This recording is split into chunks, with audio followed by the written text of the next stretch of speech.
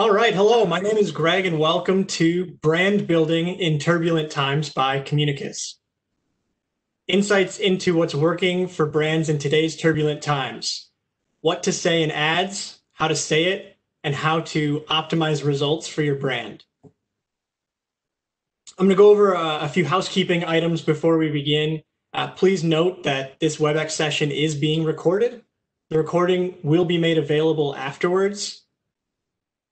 The audience will be on listen-only mode throughout the entire presentation. You can use the Q&A panel on the right side of your screen to ask questions or to ask for help if you're having technical issues. I'll now turn it over to our presenters, Jerry and Heather. Jerry has over 30 years industry experience and is the CEO president of Communicus and a thought leader in the industry. Heather is a VP at Communicus with over 10 years of brand and advertising research experience on both client side and at Communicus. Additionally, Casey Doster, EVP, will be joining for the Q&A discussion. Communicus has been conducting advertising research on the effectiveness of advertising throughout this period and can compare advertising performance to over 20 years prior, including previous periods of rapid change. Thanks, Greg. Okay, advertising effectiveness in tumultuous times. We're excited to share this presentation with you today. It is hot off the presses. We've been very carefully watching the advertising that's been out there over the last 6 months.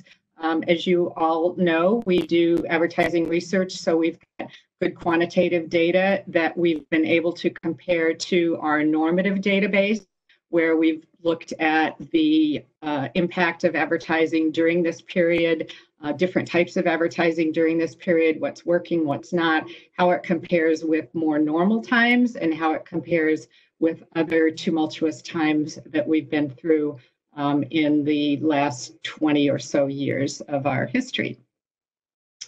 So we're going to be talking about the kinds of advertising that persuade. They differ than what worked in the past. Looking at some of the common pitfalls that advertisers are making, looking at how to think about building brands in an era of change like this, and then getting the story right. Is your advertising positioning your brand to come out ahead, and some new ways of thinking about success in turbulent times. So that's what we're going to cover today. And jumping right into it here, as we all know, tumultuous times cause changes in how people behave in so many ways, but including what they buy and how they behave vis-a-vis their buying behavior is of critical importance to people in our industry trying to impact change on brand behavior. Not only are people behaving differently, but what's resonating is different, what they care about. Suddenly different things take priority in their lives, how they're feeling about the ads they see in relation to how they're feeling differently about life and how advertising influences them. And if there was ever a tumultuous time, 2020 is it. Tumultuous times also produce pressures on advertising research. There's so much going on, so many changes occurring. And in reality, while we all live in the advertising business and we think that advertising is central to everything, it in fact is not. Advertising plays a small role in driving the changes that are happening in the marketplace. So it becomes even trickier to figure out what advertising is actually doing. The good news for us in the advertising research business is that because of how people are changing, because the whole consumer psyche is changing, it means that the same advertising practices that worked in the past may not be working anymore.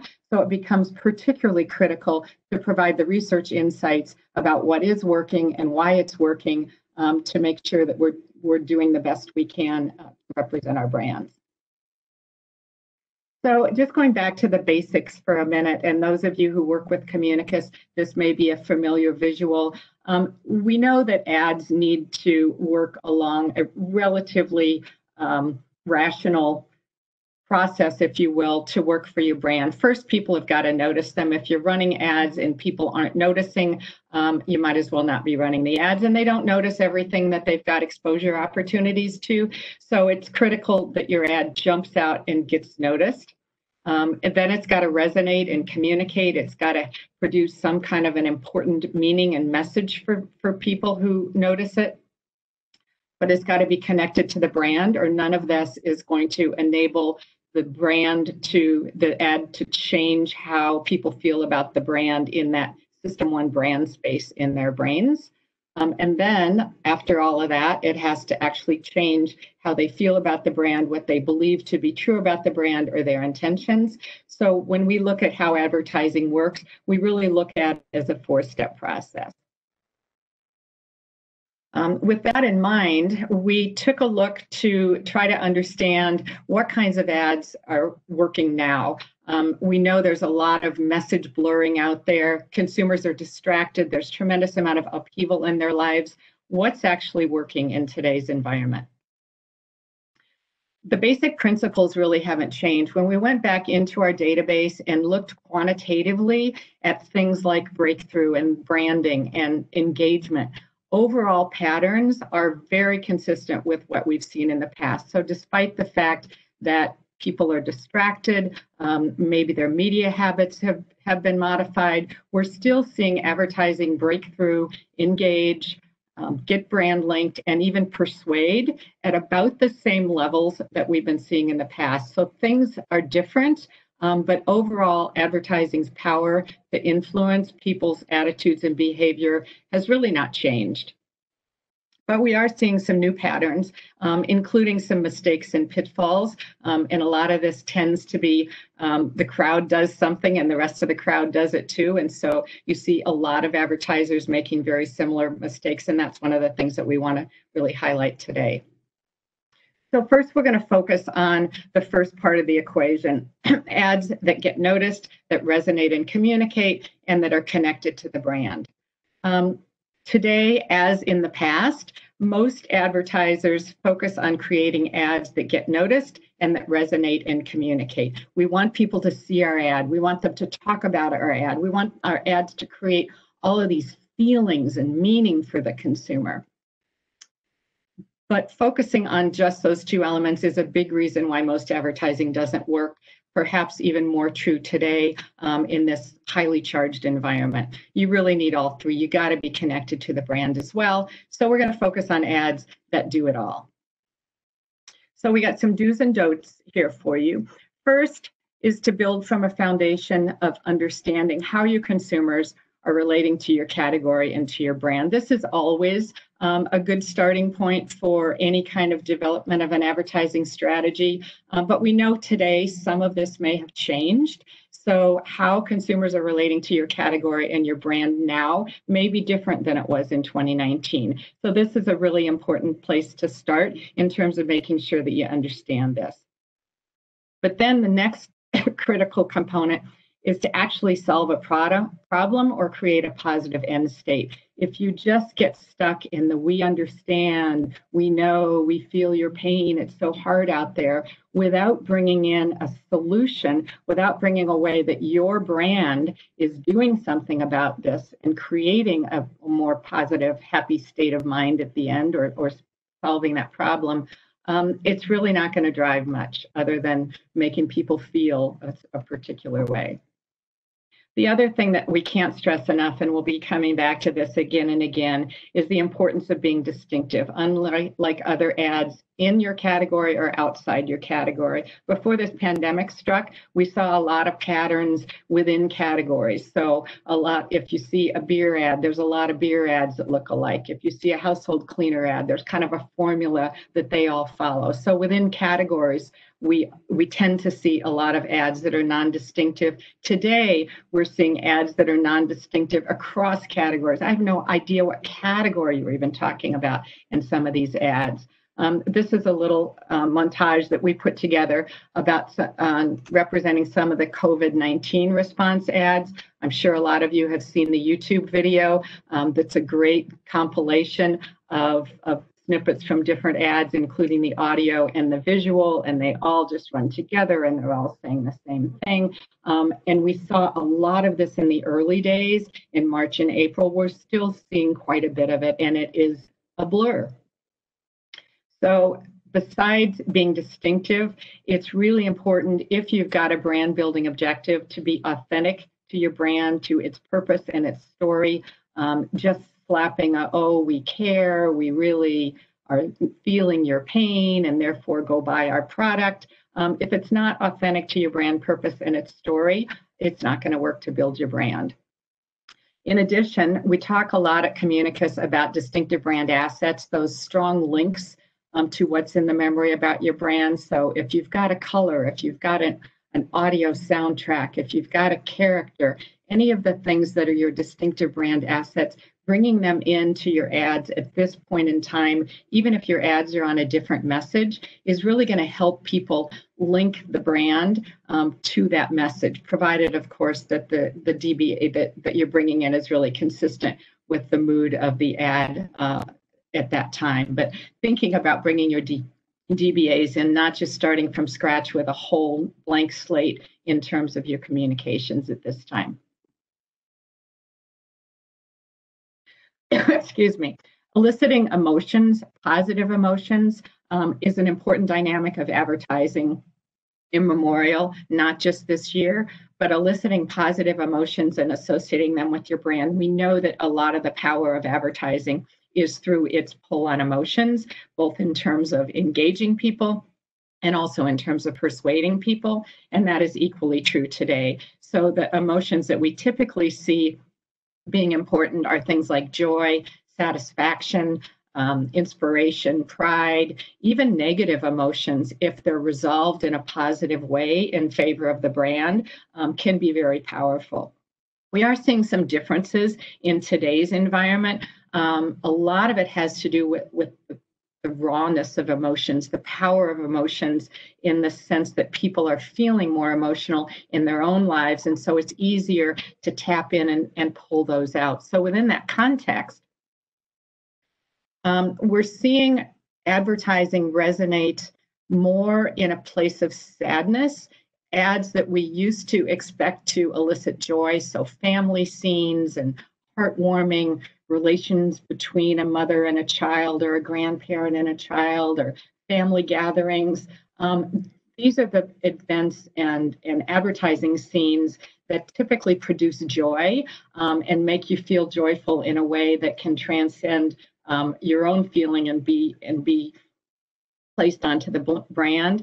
We're seeing some themes of sadness come in, not surprisingly, when you think about some of these scenes and how they're different today and how they resonate differently today. Not necessarily a bad thing, as long as that sadness doesn't become unempowering. So it makes people just feel powerless because you've made them feel so sad. So a little bit of a watch out there with sadness, but it can be a powerful emotion to tap into. We're also seeing inspiration and pride playing a stronger role for many brands. And just, again, a little bit of a watch out here to make sure the emotions that you're tapping into are actually consistent with your brand, and you're not just kind of pulling something in from the side to try to get attention, but it doesn't feel authentic for your brand. This is kind of advertising 101, but it bears repeating in today's environment, to start from a clear focus on your advertising objective. So if you really want to produce short-term sales, you need to keep that in mind. If you want to build brand loyalty, if you want to build brand affinity, maybe you're trying to increase the premium value of your brand, make people willing to pay more for it. Or maybe you're trying to really communicate with different stakeholders, with your employees, to make them feel proud, to make them feel motivated. Or maybe it's the public at large. But whatever it is you're trying to do, you've got to keep that front and center and not lose that objective, or the advertising is going to fall into that blur of everybody's out there with the kind of, oh, poor you, we care messaging. We are seeing a lot of some themes, and there's some watch outs associated with these that I'd like to highlight. Let's get this out of the way here. So the first, and this came immediately following the COVID lockdown periods in March. We understand, we feel your pain, we care. So much of that, the watch out with those kinds of messages. Is my screen frozen here? Without a brand payoff, to move the emotion. Sorry, I've got this covering my screen here. Sorry, without a brand payoff, or if you're too heavily weighted towards the emotion, we understand, we care, we feel your pain, and then, oh, by the way, there's a brand tag at the end. This kind of dynamic is unlikely to work for the brand because what really gets seated with the consumer is the feeling as opposed to the brand.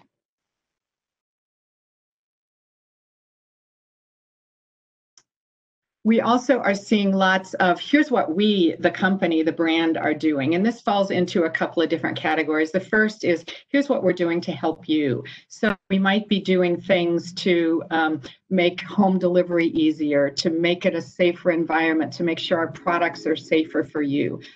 That's one thread. The other is, here's the things that we're doing to help our workers, to make sure that our people stay safe. Here's the things that we're doing. We're donating to healthcare workers, to other frontline people. So there's a couple of different threads to this. We want to tell you as a brand what we're doing. And these can be really powerful for a brand, but the important things here are be relevant. Here's what we're doing to help you. Okay, I get it. That does actually help me. Here's what we're doing to help our workers. And yep, I care about that. And branding, because again, there's a lot of these messages out there. Yours can get lost if it's not strongly branded. It's also important with this kind of message not to appear opportunistic. Some of the automotive manufacturers, when they first came out with their messages right after the COVID lockdowns hit, felt really opportunistic. It's like, yeah, we feel your pain, we know, but please buy a car from us because we really need to sell some cars. So you got to make sure that you strike that right tone and that right balance of actually caring and actually wanting to help, as opposed to just, but you really need to buy from us because otherwise we're going to have to go into chapter 11. And in this theme, we found that one-offs can work. So you've got an overall campaign that talks about the brand and its values, but you have this one message. Oh, by the way, we also want to tell you what we're doing to help our workers, or what we're doing to make sure that we provide a safe purchase process for you. Those can work, and we've seen those work for many brands, but they work best if they're incorporated with the overall brand platform and brand story, so that they don't come from left field and people actually recognize them as yours. Another thing that we're seeing a lot of is here's what you can do. And this, I'm referring to the public service announcement style approach. So this does not have the product payoff at the end. It's not, here's what you can do and here's how we can help you. It's just, here's what you can do. You should stay home. You should social distance. You should wear masks. And these can be effective if the objective of the advertising is to get people to stay home, to get people to social distance, to get people to wear masks. We've actually seen in our longitudinal research that, yep, these can make a difference. But if your objective is actually to build the brand, then it needs that branding component as well, not just the public service style approach, which is, here's what you need to do, and maybe that little tag at the end brought to you by Brand X. We're also seeing lots of, we want to help the world become a better place. And this, primarily, we're talking about the social justice kinds of messages that have come out in June and July. And honestly, what we're seeing here is sort of the second phase of blur of brand advertising. So the first blur is the COVID-19, and now we've got this new category of message blur. We're seeing in our research that these kinds of messages are getting a lot of awareness. They're seen as highly relevant, highly newsworthy, but tend to have very low brand associations. But again, it comes back to, what are your objectives? If your objectives are to make people feel better about your brand, they need to know it's coming from your brand. If your objectives are to make the world a better place, and this is totally independent of brand objectives, then it doesn't matter that they don't know the brand because you're communicating a message in a really compelling way. So it comes back to what are the objectives. This is a little bit different than what we think of as more typical purpose advertising. So if you think about the campaign themes before this 2020 period hit, the environmental, the clean, keep clean the planet, those kinds of messages, the help people in ways that, you know, disadvantage people, contributing to causes that are independent from this period we're in now. Much of this advertising has stood the test of time and been powerful for brands. It can be highly effective in differentiating if you've got a brand that actually has a purpose, and this is a part of who you are. It's got to be relevant. It's got to be linked to what your consumer cares about and to your brand.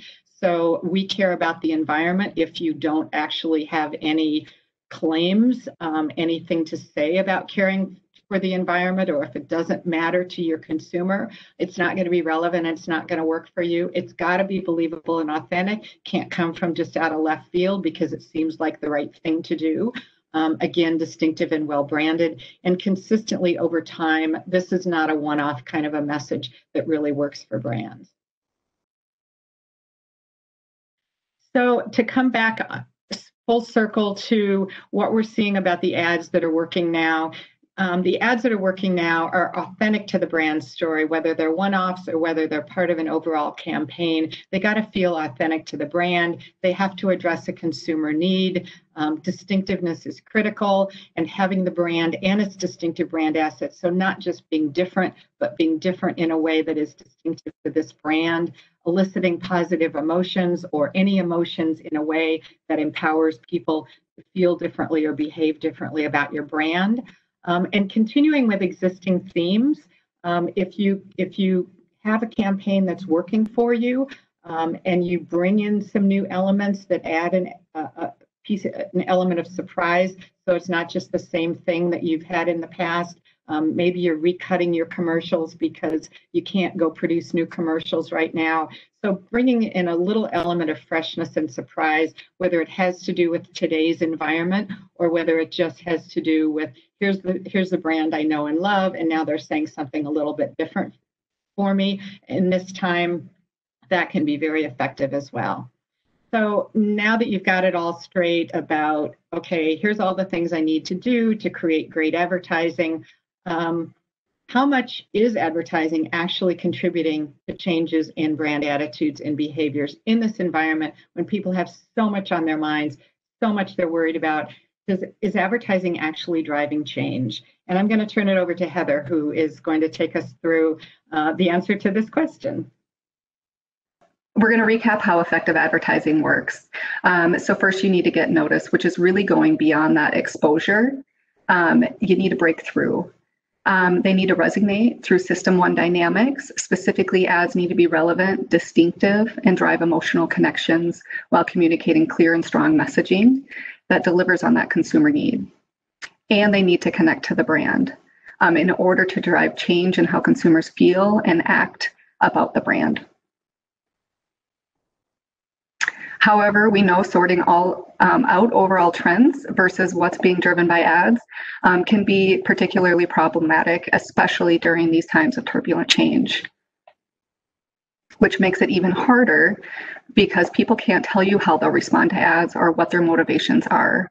And maybe even less so now, as there's all this turmoil going on in the lives and everyone's being impacted differently. But you also can't necessarily rely on sales trends or brand health, as they're not going to help either. In certain categories, think center store and necessities, to make consumers more comfortable as they shelter in place. These categories are experiencing positive change. People are out buying more. Intentions are up. But advertising can't take all that credit, as there are things at play well beyond the influence of advertising. And conversely, sales are down in many other categories and for other brands.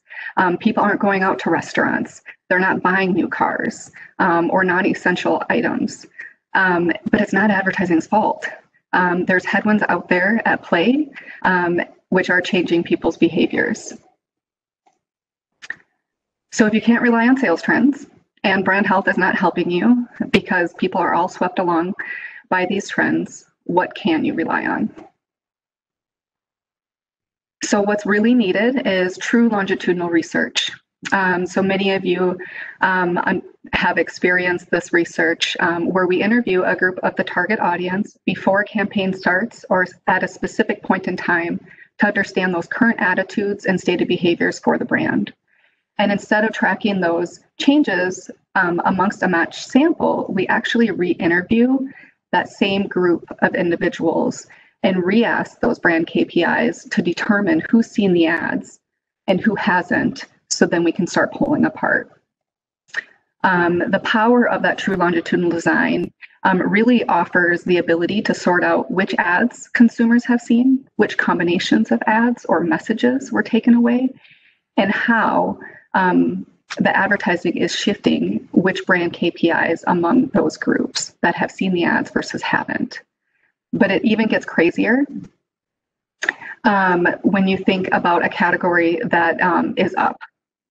So we're going to talk about a few examples. So both examples here, brand A and B, are experiencing strong increases in sale. And if you were to look at brand health, they're probably showing strong increases in demand metrics as well. So when we look at purchase intent, you can see both brand A and B are up overall. We're not learning anything yet though. So if we pull apart those that saw the ads versus didn't see the ads, we're able to see that there's evidence that among those that didn't see advertising, future purchase intent is up. However, for brand A, we also see those that did see the advertising, future purchase intent is up, but not significantly different pre to post as those that didn't see the ads. Where for brand B, we see that advertising is driving a significantly greater increase than the increases that were experienced among those that didn't see the advertising.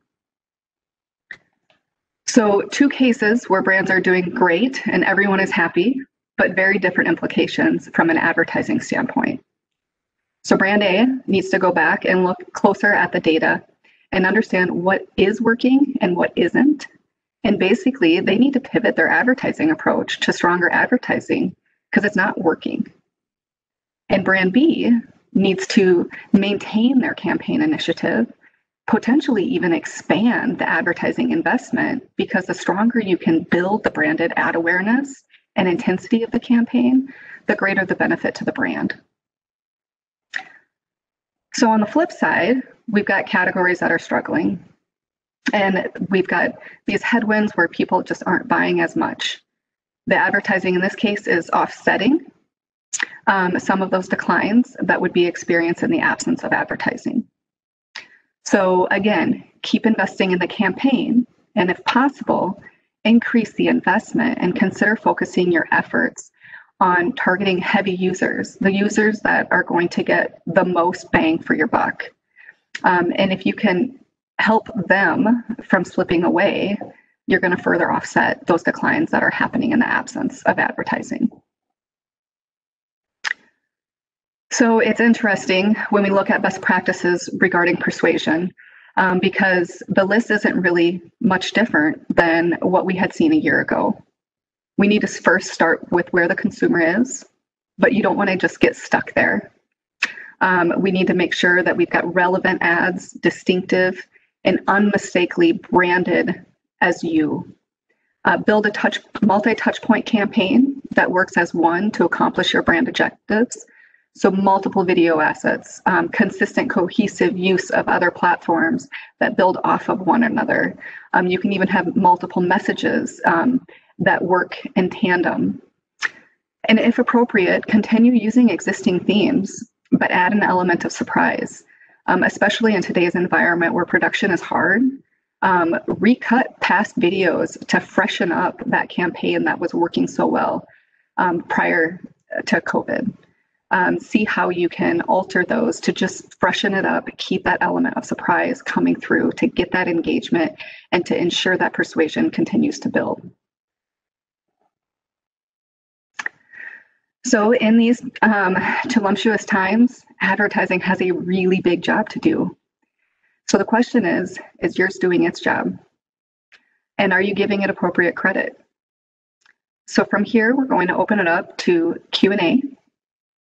And I'll hand it over to Casey. All right, Jerry and Heather, we have a couple questions already in the Q&A, and for all of our attendees, feel free to add your own questions to the chat. The first question is for Jerry. What are some examples of brands that have a brand purpose that is a believable part of their competitive point of difference? Yeah, that's a great question. I think the first brand that comes to mind there is Nike. And Nike has been very front and center with advertising that is cause related in the last couple of years.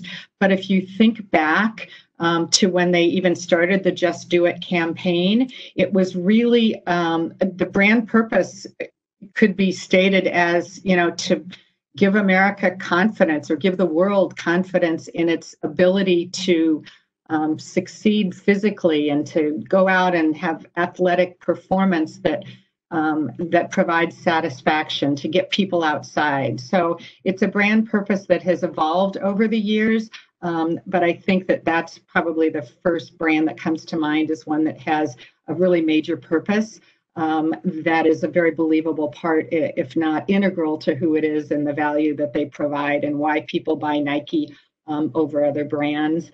I think other examples might include things like Cliff Bars, that definitely, if you study the company's history, they were really developed as a way to build a 100% healthy bar, and they've taken that and extended it into a belief about keeping people healthy and keeping people active. And so those are a couple of examples that come to mind that are maybe not Communicus clients, ones that we've just watched from off to the side, that really have believable purposes that are front and center as to who part of who they are.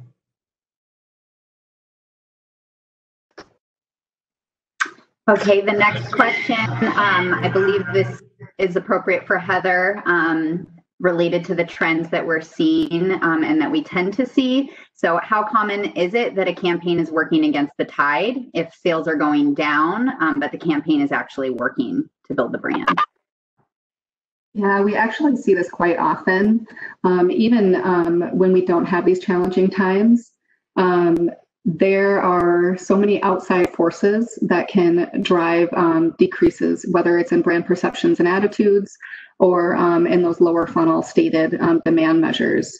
So if you're seeing advertising, not only are you keeping that brand salience, that top of mind awareness of the brand, but you're also able to reinforce those perceptions and what that brand purpose is, which can offset declines. Anything to add there, Jerry? No, I think that's exactly what I would have said. Okay, we have one more question so far. It's about holiday advertising, the holidays that have happened so far in 2020. How did you see advertising working for Easter, Mother's Day, and other recent holidays? And what are your thoughts on holiday advertising for the coming year? Yeah, I think if we think about the holidays that have occurred so far, principally Mother's Day, Easter, there was some advertising that we looked at during that period. It was so early in this cycle that there wasn't a lot of advertising that was specifically directed to it. But Mother's Day in particular, the advertisers that were able to tap into a feeling of empathy, there's certainly a theme of sadness, but overall family values and family support. The advertising was actually had the potential to be very effective and very persuasive. Again, making sure that the brand has a role to play or a point of view about that ladders onto that brand as opposed to just being about the, oh, pooh, you, because you can't be with your children or your mother, depending on which generation you are. So tapping into the feelings in a way that involves the brand was a best practice during that period. I think that this coming, if we think about the Christmas period, it's going to be a challenge for brands to be able to navigate the space of understanding and compassion and helping consumers to have the best holiday season they can, while not being superficial about it. I think it's going to be really important for advertisers that have existing creative to take a look at those assets to make sure that they're not going to just remind people of what they can't be doing this year. So it's going to be a highly sensitive period to make sure that you're not immobilizing people with sadness, rather empowering them through how your brand can help them through the difficult period. I think back to school is another challenging period, because back to school advertising historically has been so upbeat and anticipatory. And while there are some elements of upbeat and anticipatory in this year's campaigns, there's a lot more uncertainty associated with it. And so it's really about making sure you're coming from a place of understanding how the consumer is going to feel when they see this ad.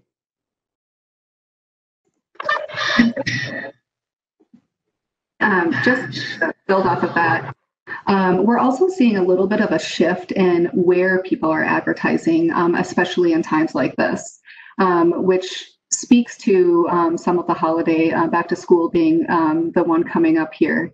Linear TV isn't necessarily going away, but we're definitely seeing a lot of teams expand across other TV-like platforms, as well as reaching out and different digital platforms and through partnerships. So it's ensuring that you're reaching the consumer where they are and when they need you.